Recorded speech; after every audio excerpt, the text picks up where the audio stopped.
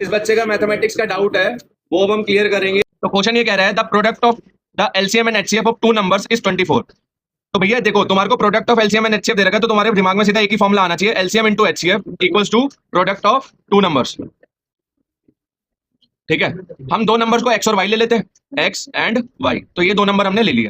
तो उसने बोला है the product of LCM and HCF, यानी एलसीएम और एचसीएफ को मल्टीप्लाई करके मेरा कितना आ रहा है 24। समझ आ गया जी। The difference between two numbers, पहले तो मैं दो नंबर एक्स और वाई लिए थे, तो यानी मल्टीप्लाई करके एक्स वाई को 24 आ रहा है। The difference between two numbers is 2, यानी कि एक्स में से वाई घटाने पर मेरा कितना आ रहा है 2 आ रहा है। क्लियर हो गया जी। अब यहां से मैं क्या करूंगा, दो नंबर्स को ढूंढने की कोशिश करूंगा। यहां से पहले एक्स की वैल्यू निकाल लो, 2 माइनस का वाई, उधर जाके क्या हो जाएगा प्लस का वाई। तो एक्स की वैल्यू क्या होगी मेरी 2 प्लस वाई। तो जहां मेरा यहाँ एक्स है तो यहाँ पे मैं लिखूंगा 2 प्लस वाई। अब वाई को 2 से मल्टीप्लाई करना पड़ेगा, तो कितना हो जाएगा 2y।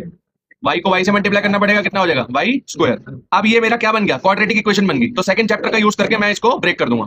Y square plus 2y plus का 24 उधर जाके माइनस का 24। तो अब मैं दो नंबर ऐसे पहले क्या करूंगा, एलसीएम लूंगा 24 का, 12 आ गया, 6 आ गया, 3 आ गया, 3 आ गया। पहला ऐसे ही लिख दूंगा, लास्ट वाला ऐसे लिख दूंगा। इन सब का यूज करके मैं किसी तरीके से 2 बनाऊंगा, ठीक है ना। 2 2 4, 3 2 6। तो 6 में से 4 जाएगा, कितना आएगा 2 ही आएगा, ठीक है ना।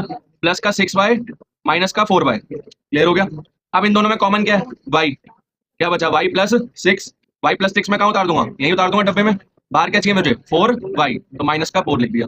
तो y की वैल्यू क्या आ गई, y minus 4 equals to 0, y plus 6 equals to 0।